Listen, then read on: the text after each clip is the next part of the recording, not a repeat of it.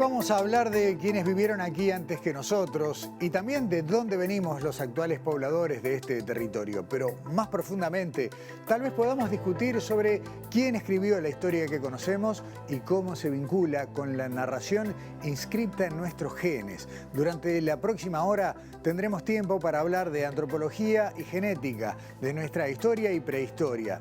Y también hablaremos de gatos, conoceremos cómo se controla la seguridad de nuestros objetos cotidianos y nos sumaremos al Día Mundial de la Esclerosis Lateral Amiotrófica. Bienvenidos nuevamente a Sobreciencia, divulgando el Uruguay de la ciencia y el conocimiento.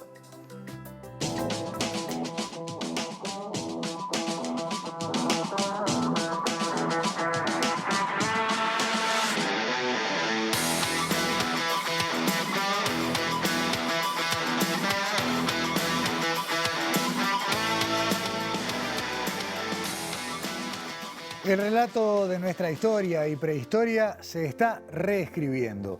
Los pueblos originarios de este territorio aún son poco conocidos, solo sabemos de ellos algunos retazos de sus costumbres, cultura y migraciones. Mucho menos aún sabemos sobre sus descendientes, cuál es la real presencia del linaje americano en el Uruguay actual. De eso hablaremos ahora y además nos vamos a asomar a las migraciones y desplazamientos en nuestro territorio. ¿Se parecen genéticamente los orientales del sur con los del norte y los del litoral? La primera entrevista de hoy en Sobreciencia será con la doctora Mónica Sanz, responsable del Departamento de Antropología Biológica de la Facultad de Humanidades y Ciencias de la Educación de la Universidad de la República, reconocida con el Premio L'Oréal UNESCO por las Mujeres en la Ciencia en el año 2019. Mónica, bienvenida a Sobreciencia, buenas noches. Hola, buenas noches, muchas gracias por la invitación. Gracias a ti, Mónica, para contarle a la gente que en la esquina del conocimiento en la que tú te mueves confluyen la antropología cultural, si se quiere, o los saberes, pero también un avance a través de la genética y de esa manera, bueno, van tratando de reconstruir un mapa, ¿no?, que nos cuenta un poco esa respuesta, ¿no?, tan borrosa, tan difusa, que es de dónde venimos los que hoy nos paramos en este territorio. Exactamente, tenemos distintas ancestrías muy diversas y eso podemos verlo desde la genética. La genética la usamos realmente como una herramienta para entender, en este caso, procesos históricos que han llevado a que seamos lo que somos hoy los uruguayos, ¿verdad? Esta mezcla de poblaciones bastante diversas, pese a lo que se creía hasta hace unos años, ¿verdad? Cuando se creía que éramos todos descendientes de europeos en una nación homogeneizada en cuanto a su población. Hoy sabemos que eso está muy lejos de ser real. Está bien. Hay una imagen que quiero compartir y que nos va a ayudar a que nos expliques cómo se transmiten esos componentes genéticos, tanto por línea materna como por línea paterna e incluso por la mixta. Tenemos una imagen que nos va a ayudar a entender un poquito eso y vemos el primer gráfico, porque no es lo mismo, ¿no?, la manera de determinar la herencia materna que la paterna o la que es la mezcla de ambas. Claro, la historia es muy distinta según la contemos, por el lado materno, por el lado paterno o por ambos lados, ¿verdad? Y eso es algo bastante curioso, porque uno dice, bueno, ¿por qué? Y eso nos da también una idea de qué pasó en los procesos, ¿verdad? El poder separar lo materno de lo paterno y, bueno, lo que recibimos de todos nuestros ancestros, ¿verdad? Hay una parte que recibimos por línea continua, materna, mi tatarabuela. Te puedo llegar a miles de años atrás de mi vida materna, ¿verdad? ¿Qué es lo que estamos viendo en pantalla, no? Es lo que estamos viendo en pantalla en este momento. Exactamente, sí. Es lo que estamos viendo, pero lamentablemente creo que son las mujercitas que están en celeste, ¿verdad? Ajá, correcto. Que las mujeres lo transmiten a sus hijos e hijas, pero solo después las hijas lo vuelven a transmitir, ¿verdad? Por eso vemos la línea celeste de mujeres. Por otro lado, los hombres, y ahí, bueno, va por el cromosoma Y directamente, que las mujeres ni siquiera tenemos, o sea, lo que vemos en el primer caso era ADN mitocondrial, que lo compartimos, todos tenemos ADN mitocondrial, pero siempre el origen es materno, seamos hombres o mujeres. En el caso de la herencia paterna, los hombrecitos más o menos marrones que están ahí en el medio, es de padre, abuelo, tatarabuelo, etcétera, etcétera, etcétera, allá atrás, son miles de años de líneas masculinas por el cromosoma Y, que ese es el último proyecto, justamente el del premio L'Oreal UNESCO es para estudiar esa ancestría que la teníamos un poco descuidada. Y después, por supuesto, recibimos de todos nuestros ancestros, de nuestros 2 padres, nuestros 4 abuelos, nuestros 8 bisabuelos, 16 tatarabuelos, etcétera, etcétera. O sea, somos como una colcha de retazos, somos pedacitos, ¿verdad? Pedacitos diversos, ¿verdad? Uno puede tener ancestría materna indígena, cromosoma Y si fuera hombre africano, y resulta que después cuando veo toda mi ancestría total, eso puede ser que sea muy poquito, porque si fueron aportes del 1500 o del 1600, puede ser que sea un tatarabuelo, o sea, muchas generaciones, por lo tanto en porcentaje puede ser muy bajo, pero igual lo puedo ver en la materna o en la paterna. Está bien. Y siguiendo esas distintas líneas, Mónica, que se pueden trazar, como tú decías, a lo largo de miles de años para atrás, se van trazando también los mapas de las migraciones, ¿no? Y cómo se fueron desplazando, y a través de ese ADN o de esa herencia genética actual se pueden recorrer los caminos de la humanidad, en definitiva, del Homo sapiens. Exactamente, del Homo sapiens. Podemos llegar hasta 200.000 años atrás, básicamente, que es el origen del sapiens, o 100.000 o 30.000, por la cantidad de mutaciones que se van acumulando, ¿verdad? Partiendo siempre desde África subsahariana, las distintas migraciones que tenemos hacia Europa y Asia inicialmente, ¿verdad?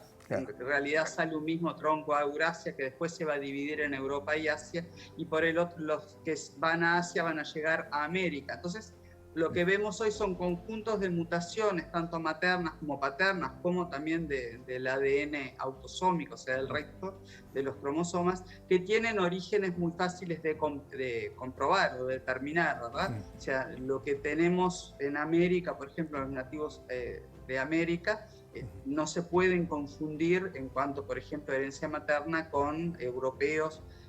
O sea, si bien eso no hace sus características, porque el ADN, por ejemplo, mitocondrial no tiene que ver con las características físicas, tampoco el cromosoma Y tiene que ver con características masculinas, pero no básicamente con otras características.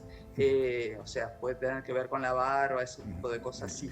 Pero, digamos, eso que heredamos es claramente por una línea, por otra línea, por ambas líneas, podemos mapearlo para ver nuestros orígenes. Está bien. Mónica, nos metemos en los resultados de Uruguay, porque ustedes, como decías recién, hicieron primero el trazado del ADN mitocondrial, la línea materna, y allí tuvieron un indicador que fue bastante difundido en su momento de una presencia importante de ancestría indígena. A nivel materno, para promedio de Uruguay, para hacerlo fácil, es 1/3 de la población tiene ancestría materna indígena. Y es más en el norte, por ejemplo en Salto, en Tacuarembó, en Bella Unión, son los estudios que más o menos están. Salto no está ni siquiera aún publicados en estudios de Julio Daluz, pero están dando de las 50% o más indígena.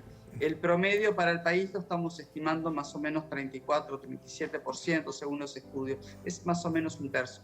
¿Qué pasa cuando analizamos cromosoma Y, que es lo que estamos viendo ahí en las mapitas, ¿verdad? Muy, muy bajo. Aparentemente para toda la población es nada más que un 1%. En Tacuarembó dio cerca de 3%, y ahora en Salto podría dar un poquito más alto, pero digamos, comparado al 30 y tanto por ciento que les dije, esto no va a llegar probablemente ni a un 2%. Ni aún con gente cuya historia es aparentemente conocida, ¿verdad? Porque hemos hecho entrevistas muchísimas, y gente que estaba muy segura de tener una ancestría paterna indígena, resulta cuando hacemos el estudio genético no da ancestría indígena. Y ahí podemos tener varias explicaciones. Bueno, una, la sencilla sería decir, bueno, no está claro quién es el padre, ¿verdad? Puede ser infidelidad, o puede ser que no sepa, no está reconocido por su padre biológico, etcétera, ¿verdad? Pero hay otras explicaciones que tenemos que ir, por ejemplo, el factor tiempo. Si esa mezcla se dio hace 5 generaciones u 8 generaciones, al comienzo, por ejemplo, de la conquista, probablemente ese niño siguió viviendo, por ejemplo, con los indígenas, y nadie se preocupó de si su genética era o no era indígena, ¿verdad? Entonces hay que escribir la historia teniendo mucho cuidado con ese tipo de datos. No quiere decir que sea una mezcla reciente, puede ser una mezcla más antigua, y eso es lo que vamos a ver en una segunda etapa del proyecto, que no estaba prevista, pero ahora queremos explicar por qué en algunos casos que parece que realmente es todo diría por la genealogía, que es ancestría indígena, luego no nos da cuando hacemos la genética. Sospechamos que en esos casos hay mezclas muy tempranas. de los primeros conquistadores o colonizadores. Lo que está claro, Mónica, si te entendí bien la explicación, es que tenemos mucha mayor ascendencia de mujeres de origen indígena, de origen americano, y ese indicador es muchísimo menor en cuanto a hombres, lo que habla de una, digamos, presencia mayoritaria de mujeres en nuestro árbol genealógico colectivo. Mujeres indígenas, claramente, claro, y hombres europeos. Esa mezcla se ve en toda Latinoamérica. O sea, ese desequilibrio que se llama uniones asimétricas, ¿verdad?, de hombre europeo. Hay que pensar también que los hombres que vinieron inicialmente no venían familias. A Latinoamérica llegaron hombres solos, básicamente. Primero conquistadores, después colonizadores. Eran muy pocas las mujeres que venían, y las pocas mujeres que venían después se quedaban en las ciudades, ¿verdad? Se quedaban, por ejemplo, en Montevideo. Ese mismo hombre, si vivía en el campo, tendría otra mujer en el campo, eso está descrito, o directamente si se radicaba en el campo, tendría una mujer indígena o hija de indígenas, ¿verdad? Y eso es lo que vemos. Mónica, dos preguntas en el último minuto que nos queda y no quiero dejar de preguntarte. Por un lado, por la ancestría o la línea más antigua que han encontrado, que es un linaje que hoy tiene, si yo no recuerdo mal, unos 10 individuos, ¿no? Y que tienen un trazado que va ¿hasta dónde? Y bueno, en realidad lo que tenemos es una mujer que vivió hace 1610 años en un cerrito de indios, está enterrada, ¿verdad? Pero el linaje, cuando uno analiza, eso lo hicimos con Gonzalo Figueiro, que es el actual director del Departamento de Antropología Biológica, la determinación es 9.000, 10.000 años. Coincide mucho más con datos de arqueología, por ejemplo, de Rafael Suárez, de 12.000, 13.000 años, ¿verdad? Sería un linaje muy inicial, ¿verdad? Indígena, que pasa por Baimaca, Perú, no quiero decir, pero hay una relación directa de ancestría y hay gente actual que tiene ese linaje. Ese caso es materno. O sea que tenemos hoy gente viviendo con nosotros que tiene un linaje que por lo menos se remonta a aquellos pobladores de los cerritos de indios que hasta donde sabemos son de los primeros que se organizaron colectivamente en nuestro territorio. Sí, los cerritos son más recientes seguramente que el propio ADN. El linaje seguramente es anterior a la construcción de cerritos, que tiene unos 4.000 años. El linaje en cuanto a las mutaciones tiene mayor antigüedad todavía. Sabemos cuándo vivían antes. Y la última pregunta que te quiero hacer en este instante que nos queda es todo lo que tiene que ver con la investigación de apellidos que ustedes hicieron, que tomando el padrón electoral del 2010, si mal no recuerdo, y a partir de ahí dibujaron un mapa de cómo estamos distribuidos en territorio.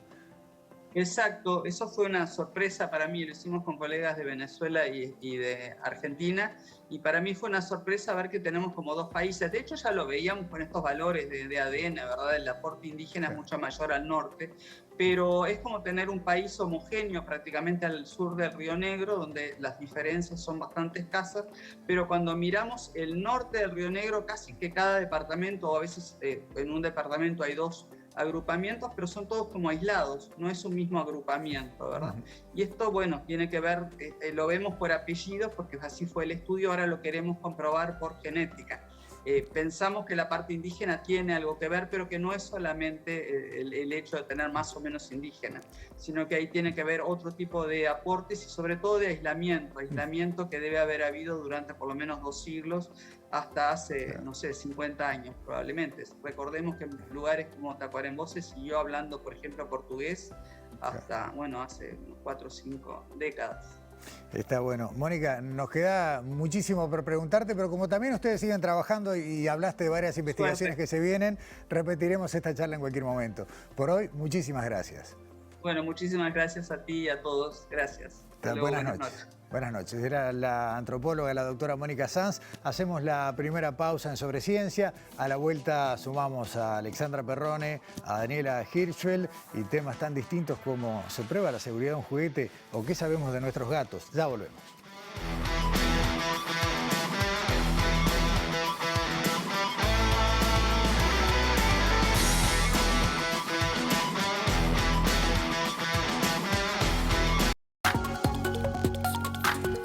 Presenta Montevideo Shopping. Usa el tapabocas siempre.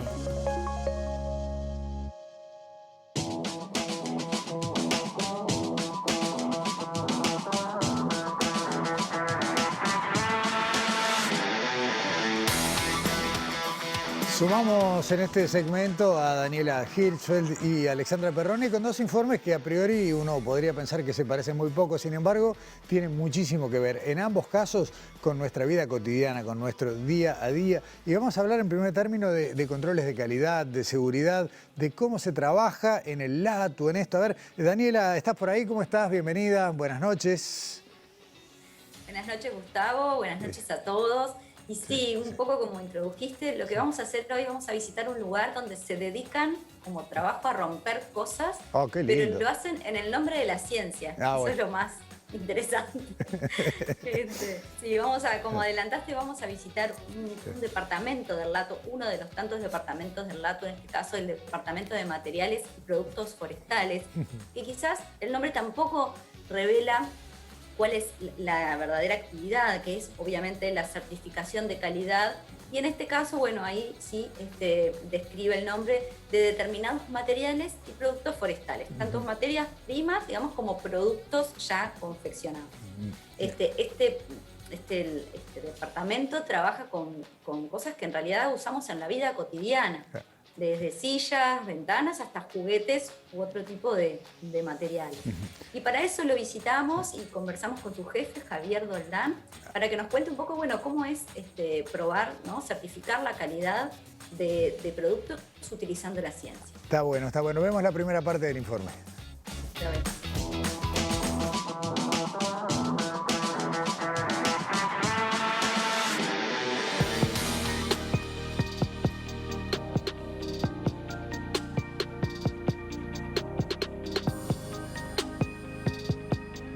Acá estamos en el laboratorio de materiales y productos forestales del LATU. Es un laboratorio bastante amplio que abarca unas cuantas áreas.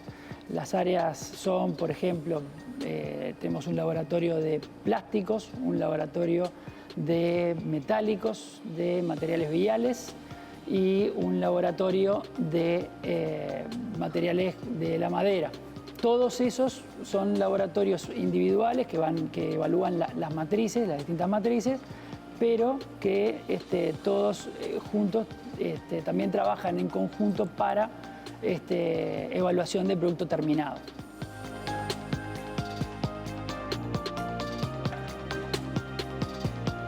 El objetivo de este laboratorio es evaluar la calidad de distintos productos, ya sea productos terminados como la parte constitutiva de cada uno de los productos. Por ejemplo, en lo que es madera, evaluamos todo tipo de producto de madera hacia la construcción, lo que se utiliza para la construcción.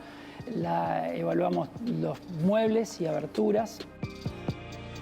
Dentro del laboratorio, que es más de otro tipo de materiales, tenemos el laboratorio de plásticos, que por ejemplo evalúa la migración de lo que puede ser el material plástico hacia los alimentos.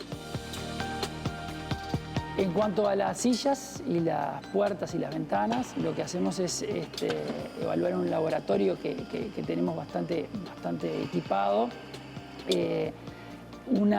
evaluar las características de la performance de estos productos. La forma de evaluación es pasar por distintos ensayos. La misma silla, la misma mesa o la misma mueble contenedor pasa por una secuencia de ensayos y tiene que terminar toda esa secuencia y tiene que seguir funcionando de una forma segura. Se utiliza y se ensaya para el buen uso o para el mal uso. Una silla, por ejemplo, se puede utilizar para muchas cosas, no solamente para sentarse. Nosotros la usamos para subirnos, para cambiar una bombita, ¿no? Por ejemplo. Bueno, eso está evaluado también en los distintos ensayos y tipos de ensayos que se realizan. También probamos y ensayamos ventanas. Tenemos un banco de ensayos que permite evaluar las características de resistencia al viento, resistencia a la lluvia, o sea, penetración de la lluvia y aire. Estos ensayos van a evaluar la ventana de una forma general también y de una forma de ver cómo va a ser su performance cuando hay, por ejemplo, ráfagas de viento muy fuertes. Muchas veces la evaluación también es con lluvia, ¿no? Porque la evaluación con lluvia y viento son las peores condiciones en las cuales puede estar la ventana, y que lo que no puede pasar es que ingrese agua dentro del edificio o dentro del ambiente.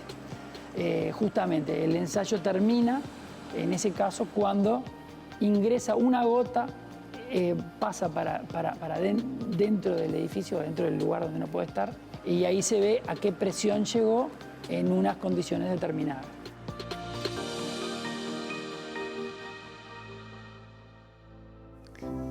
Técnicamente, Daniela, rompen las cosas para que no se nos rompan a nosotros.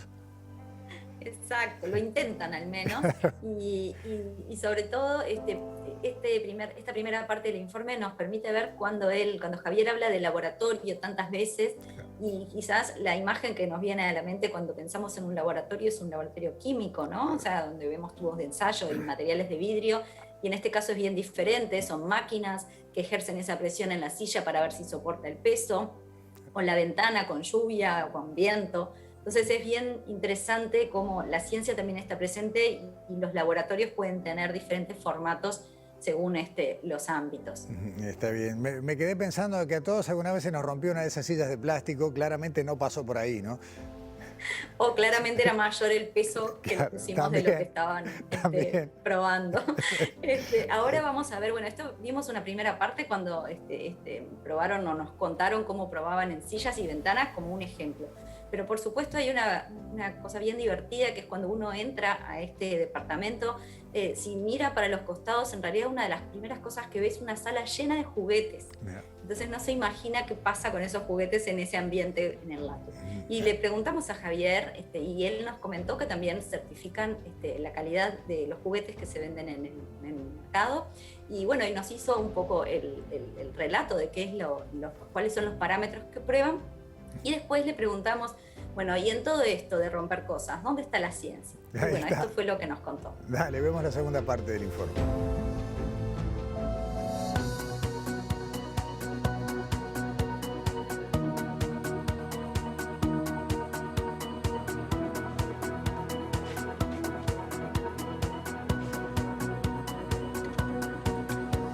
El laboratorio de juguetes es un laboratorio donde nosotros básicamente rompemos juguetes. Nos da a veces bastante lástima, pero los tenemos que tratar de romper. En realidad no rompemos, tratamos de romper. Según la calidad que tenga el juguete, sometido a distintos ensayos, nosotros vamos a poder definir si es adecuado para el uso de una edad u otra edad.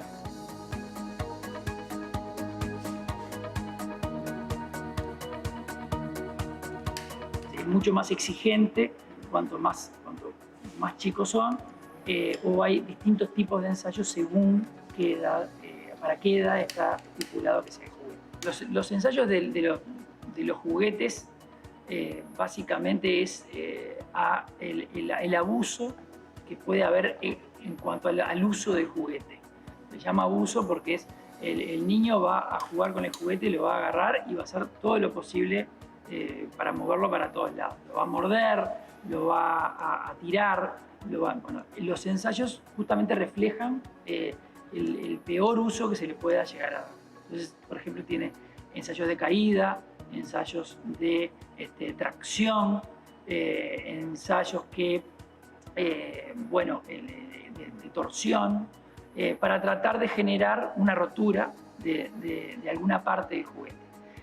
Estas partes, esto se puede llegar a romper, pero se tiene que romper y generar partes pequeñas que no puedan llegar a pasar por la garganta del niño. Por eso es importante la edad a la cual se está evaluando esto.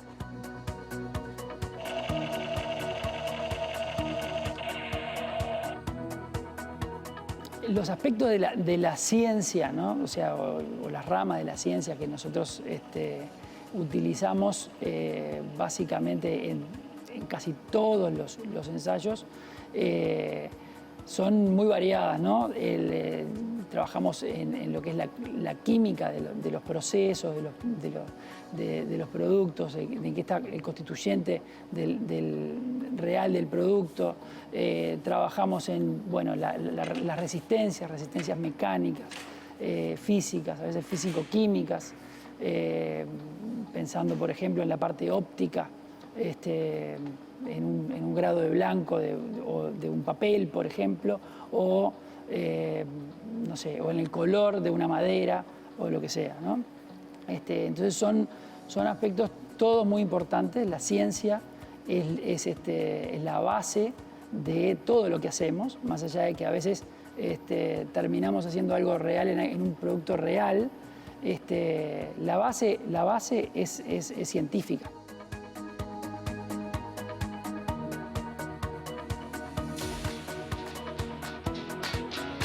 Daniela, sacame una duda, por favor. ¿El peluche prendió fuego o no prendió fuego? No prendió fuego, Ah. así que estamos seguros de que ese juguete se puede usar. Claro. Bueno, por supuesto, es bajo las medidas lógicas. No, claro.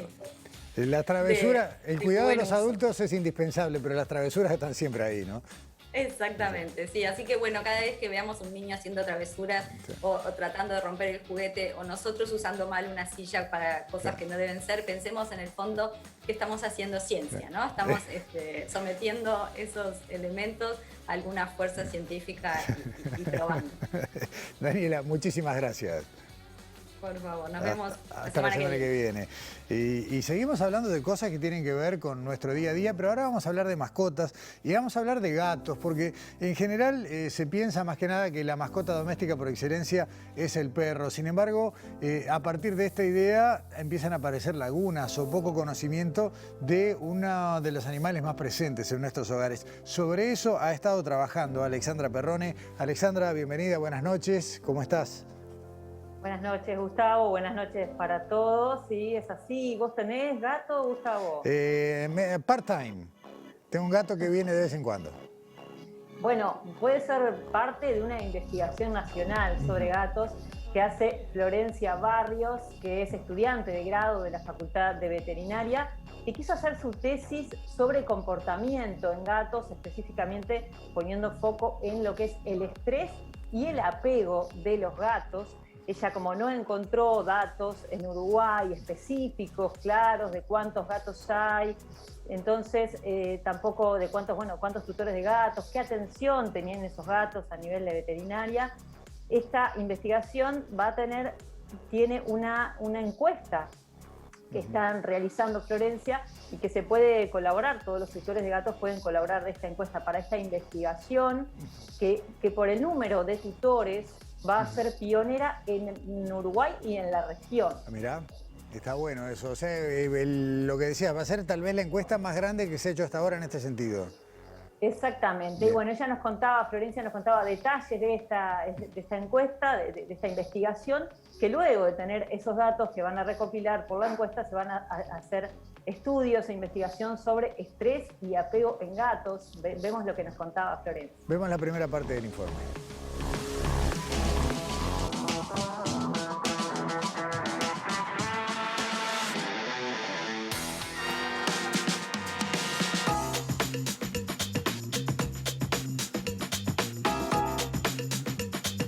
Siempre me gustaron los gatos mucho, y es la especie que más me interesa, y no se sabe mucho de ellos, al menos no acá en nuestro país. Me pareció que había como un bache importante de investigación, y cuando uno se pone a buscar material, hacer la búsqueda bibliográfica, tenés que basarte en trabajos anteriores sobre el tema. Encontramos que acá no había ninguno que nos diera la información que nosotros necesitábamos, o sea, cuántos gatos hay por hogar, cómo viven estos gatos, qué comen estos gatos, cuál es la relación que tienen con sus tutores. Y bueno, dijimos, si no está, hay que hacerlo, y bueno, armamos la encuesta.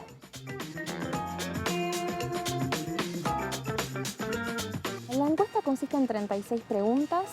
Las primeras 4 son información sobre el tutor, algunos datos básicos de contacto, y después preguntamos sobre el gatito, cómo se llama ese gato, cómo llegó a ese hogar el gato, cómo es su pelaje, qué color es, cómo se relaciona con ese tutor, duerme, dónde duerme, por ejemplo, duerme con el tutor, tiene su propia cama. Nos interesa toda esa información que no está, al menos estudios uruguayos no hay, más personal, digamos, ¿no? De la familia y de ese gatito. Se sabe a nivel mundial que, por ejemplo, los tutores evitan llevarlos al veterinario por el estrés que eso les genera. Entonces tenemos gatos con menos controles médicos porque se estresan, no porque no lo puedan costear o por otras razones, es por el estrés. También vamos a estudiar el tema del apego porque es muy importante saber esos gatitos que sufren mucho estrés, que tienen estrés crónico o estrés agudo, cómo cambia ese relacionamiento que tiene el tutor con ese gatito.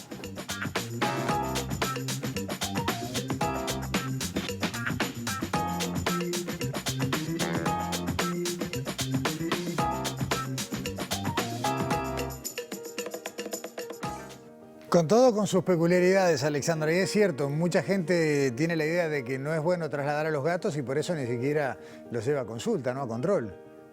Y ella nos contaba justamente eso del estrés en los gatos y la importancia que es igual llevarlos al veterinario. Nos decía que esta investigación se va a realizar con estándares mundiales para justamente cuidar, para hacer un manejo clínico y de investigación científica bueno de los gatos. Nos contaba que esos estándares incluyen no mirar a los ojos al gato, tener las manos siempre sobre el gato, evitar sonidos agudos, porque sufre mucho estrés con sonidos agudos. Y bueno, nos contaba también que esta investigación va a tener una etapa presencial, cuando todo esto de la pandemia lo permita un poco más, para justamente estudiar los distintos tipos de apego de los gatos uruguayos. Está bueno, vemos la segunda parte del informe entonces.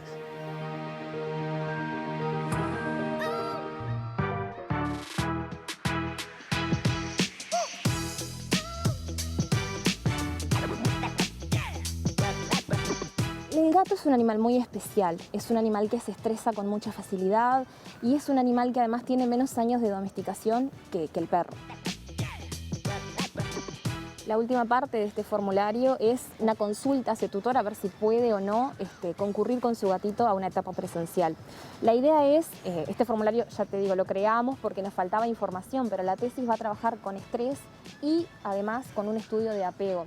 La idea es consultar esos tutores si pueden venir, si desean venir una vez que el tema pandemia esté un poquito más controlado, a concurrir a la etapa presencial. Va a ser una toma de muestra de pelo totalmente indoloro, con las máquinas de cortar pelo más silenciosas que se pueden conseguir, con todo ese manejo. Y luego vamos a hacer una etapa donde vamos a ver cómo es el apego de ese gatito por su tutor. Por eso es más, en el formulario dice que idealmente tendría que concurrir a la etapa presencial con la persona con la que mejor se lleva. Se tiene una habitación vacía y se observa cuál es el comportamiento de ese gatito ante la ausencia o la presencia de ese tutor. ¿Se acerca, no se acerca? ¿Se aleja? Muchas veces pasa que el gato tiene tanto estrés y está tan mal que se queda en un rincón y no se acerca. Está bien. Es el perfil de evitativo que le llamamos. Después tenemos los gatitos que se acercan al tutor, ven que el tutor está ahí, estoy tranquilo, mi tutor está acá, voy a recorrer el espacio. Ese gatito es un apego seguro, tiene un apego sano. Se acerca a su tutor, está todo bien, está todo controlado, recorro el espacio, olfateo el espacio, veo dónde estoy. Eso es muy importante porque se sabe que los gatitos que no tienen el apego sano, el apego seguro, sufren muchísimo más de estrés ante situaciones diarias.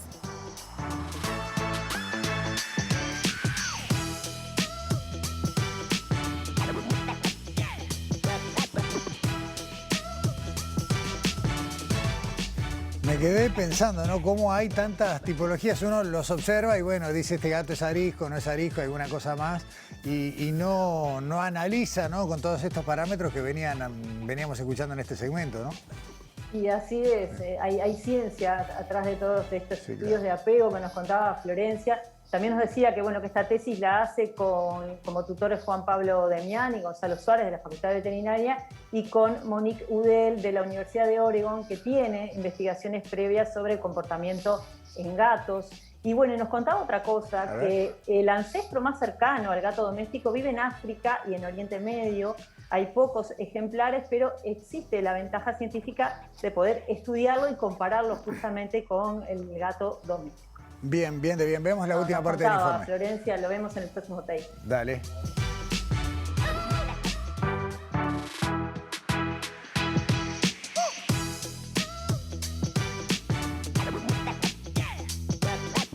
Los gatos son animales muy especiales y que no es fácil trabajar con ellos. El ancestro más cercano del gato es Felis silvestris libica, que es el gato salvaje africano. Es un gato que además es muy solitario, él crece a los 3 meses, se separa de su madre y de la camada, no conviven en grupos, no forman colonias.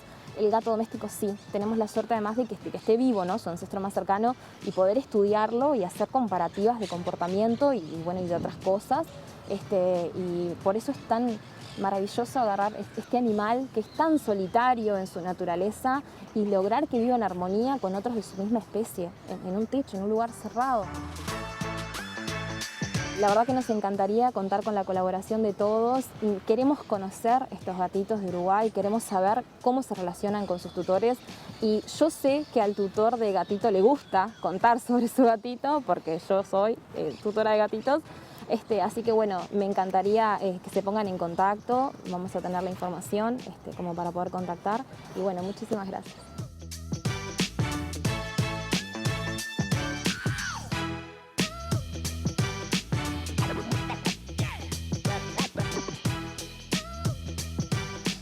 Bueno, allí vimos más de una vez a lo largo de los informes, Alexandra, la dirección a la cual acudir para acceder y responder la encuesta, ¿no?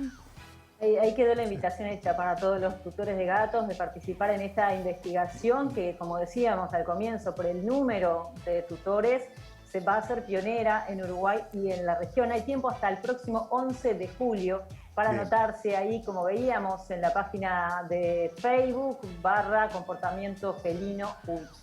Excelente, bueno, lo anotaremos a Vinci, el gato de mis hijos que viene de vez en cuando a visitarme a casa y bueno, daremos cuenta para el interés de la ciencia. Alexandra, muchas gracias. Buenísimo, hasta la semana que viene. Chao, chao, nos vemos. Y nosotros vamos a cerrar este segmento recordándoles, como hacíamos la semana pasada, que tenemos vías de contacto abiertas a todos, pero sobre todo alentamos a través de nuestro correo electrónico a los investigadores, a la gente que está trabajando en la ciencia y que quiera hacernos llegar su material, sus trabajos para, bueno, explorar las posibilidades de hacer divulgación con ellos, que nos escriban, que se comuniquen y por supuesto a todos y a todas que nos visiten en nuestro Instagram, nuestro Twitter, nuestro Facebook o página web para volver a tomar parte, tomar contacto con estos contenidos y también con otros materiales que publicamos allí. Nueva pausa, ya continuamos haciendo sobre ciencia aquí en TV Ciudad.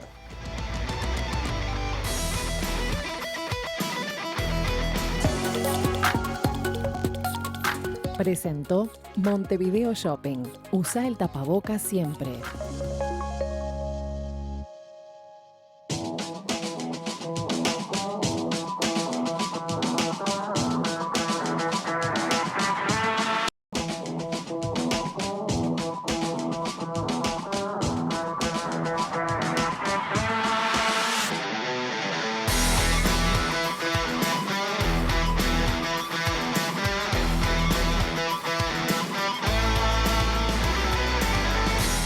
A lo largo de esta semana vamos a hablar y a escuchar mucho, mencionar y hacer referencias en artículos periodísticos y demás de una enfermedad que es muy compleja, que es muy cruel y todavía sigue siendo incurable. Estamos hablando de la ELA, la esclerosis lateral amiotrófica.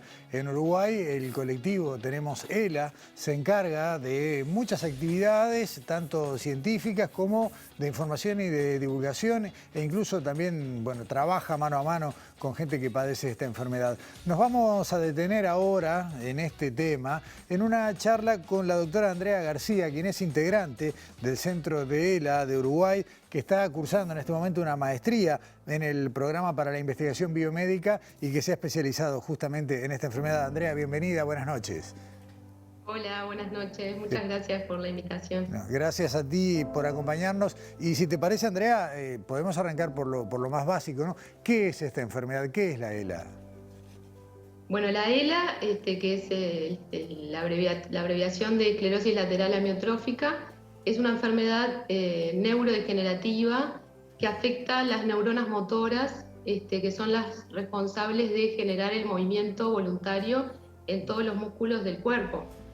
Por lo tanto, esto genera síntomas a nivel del habla, de la deglución, a nivel de brazos y piernas, o sea, puede afectar la marcha, puede afectar la movilidad de los brazos, y característicamente es algo que va progresando con el tiempo. O sea, no hay ningún cuadro de ELA que no tenga un avance permanente. Exacto, la velocidad con la que progresa es bastante variable. Hay pacientes en los cuales se presenta de una manera más lenta y otros en los cuales avanza de una forma más rápida, pero inevitablemente hay progresión. Está bien. ¿Y a partir de qué edad se puede detectar un cuadro de ELA? ¿Hay algún momento de la vida más frecuente que otro? Sí, está descrito con mayor frecuencia en el mundo, entre los 58 y los 65 años es como el pico de donde hay más diagnósticos, pero obviamente como todas las enfermedades pueden haber excepciones. Nosotros hemos tenido, y hay obviamente en todo el mundo, pacientes muy jóvenes que se diagnostican incluso antes de los 30 años y otros con diagnóstico a los 80 años, por ejemplo. ¿Cuáles son los primeros síntomas habitualmente? Bueno, eso también es muy variable porque la ELA tiene lo que se llama sitios de inicio, de los cuales el más frecuente es lo que llamamos nivel espinal, que eso quiere decir que se presenta a nivel de los miembros, de los brazos o de las piernas.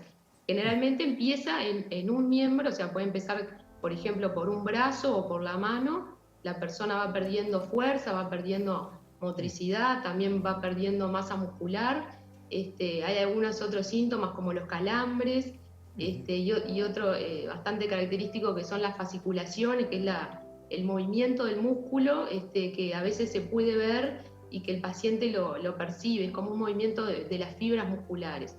Eso sí, el inicio, como te decía, es espinal, lo mismo si arranca en una pierna, o sea, puede tener dificultades para caminar, puede tener tropiezos, caídas, o notar claramente que no tiene fuerza para caminar o para subir escaleras. Y otra de las formas de inicio, que es la que le sigue en frecuencia, es el inicio vulvar, que eso hace referencia a un sitio del cerebro, del tronco encefálico, de donde salen las neuronas motoras que llevan la información a los músculos de la lengua, a los músculos de la cara. Por lo tanto, en esos casos la persona empieza... los síntomas iniciales son dificultades para tragar o para hablar. Está bien. Hay una necesidad de una atención que no es solamente médica o desde un área solo de la medicina. Acá se habla de una atención interdisciplinaria para el paciente que padece ELA. ¿Por qué es necesario este encuadre?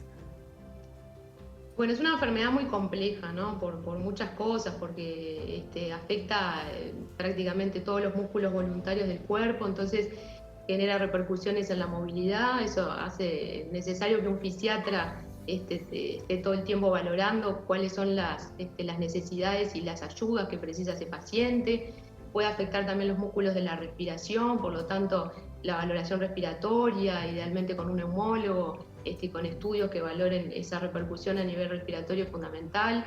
El neurólogo también quizás como el que centra un poco o el que dirige un poco la policlínica o las consultas, el apoyo psicológico, porque es una enfermedad que impacta no solo en el paciente, sino en su entorno. O sea, quizás la frecuencia de la ELA, la incidencia no es tan alta, o sea, se considera una enfermedad rara, pero no hay que olvidarnos que es una enfermedad que por un lado no afecta solo al paciente, es el paciente y toda la familia que tiene un cambio dramático en su vida, que hay que ayudarlo. La persona va requiriendo cada vez más apoyo, ayuda para movilizarse, para hacer las tareas básicas.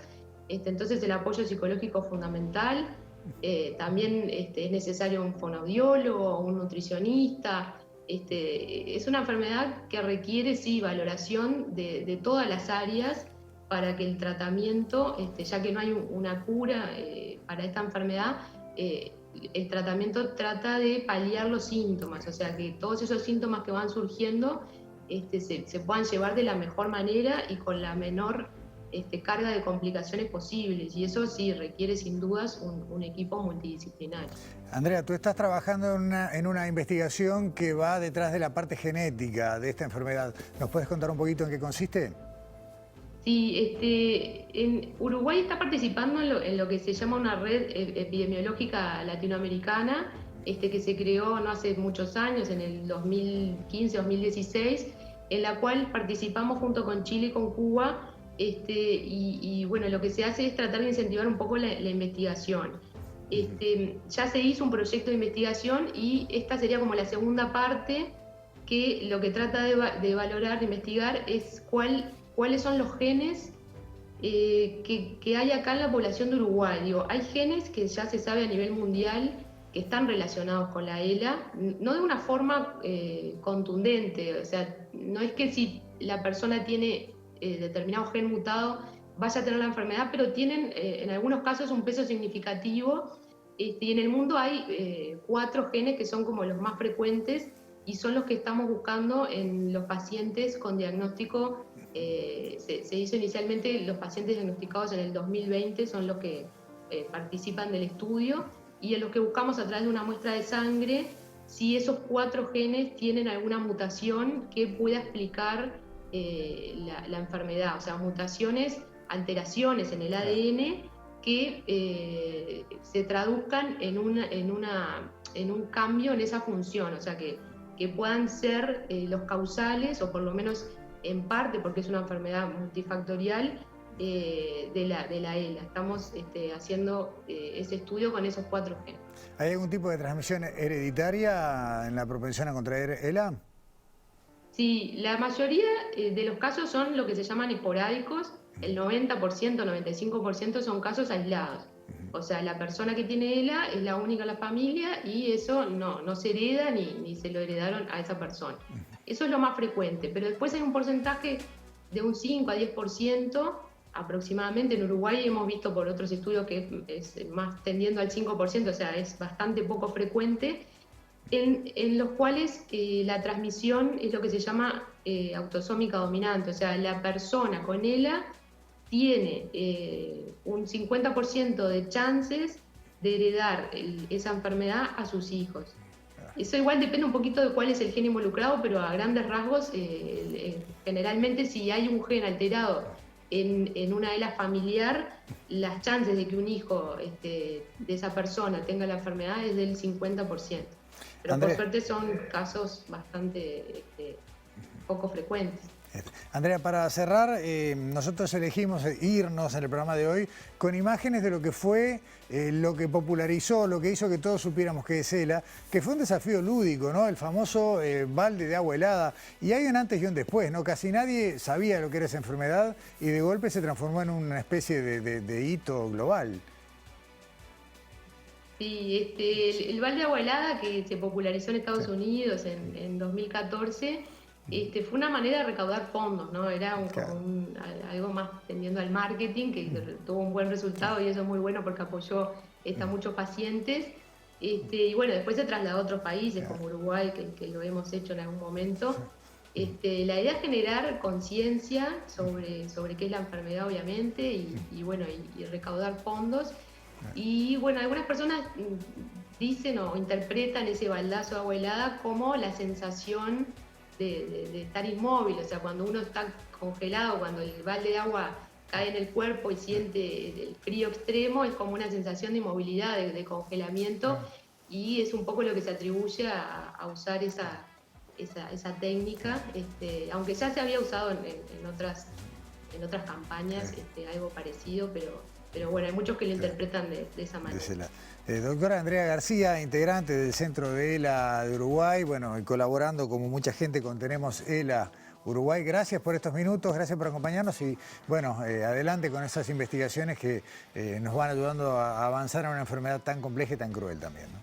Bueno, muchas gracias a ustedes por la invitación. Hasta pronto, buenas noches. Chao, chao. Y como decíamos, cerramos este Sobre Ciencia de hoy compartiendo esto que ustedes recordarán, hace unos años fue un fenómeno global y la manera de solidarizarse con esta campaña de recaudación de fondos y de concientización de qué es la ELA. Así que bueno, cerramos Sobre Ciencia repasando todo esto que en su momento lo vimos todos de celebridades, gente de Uruguay y del mundo sumándose a esta campaña del balde de agua helada. Nos vemos la semana que viene aquí en TV Ciudad en Sobre Ciencia.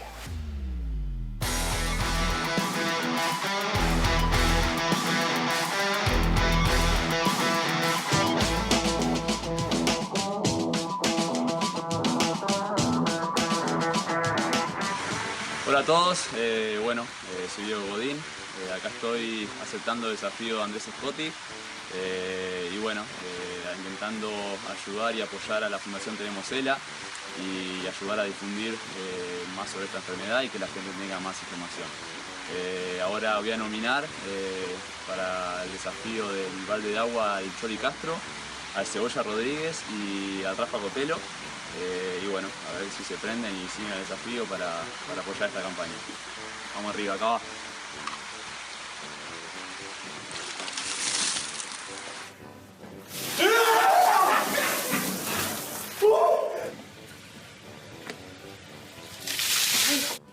Here we go.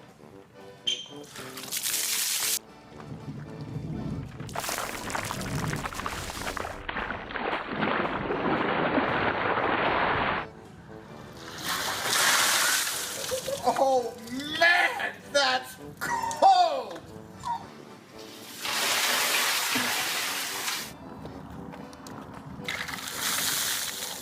Oh.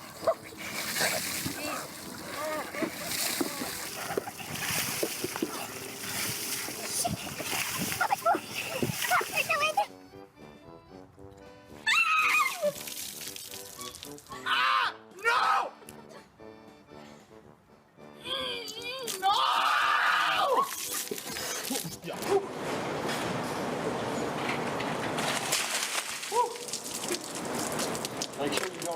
¡Ay, cuánto le pusieron! ¡Ay, ya! Bueno.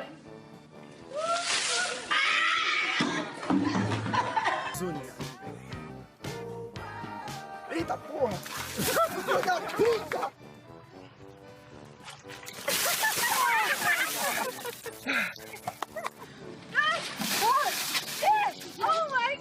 All right, go.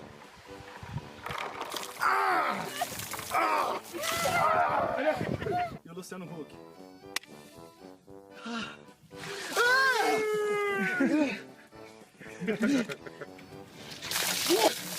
Whoa!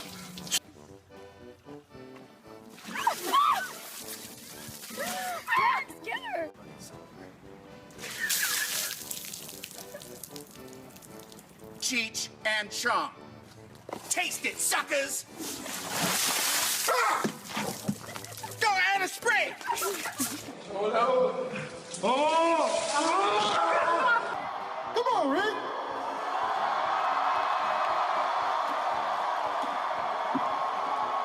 Come on, let's go! Yeah!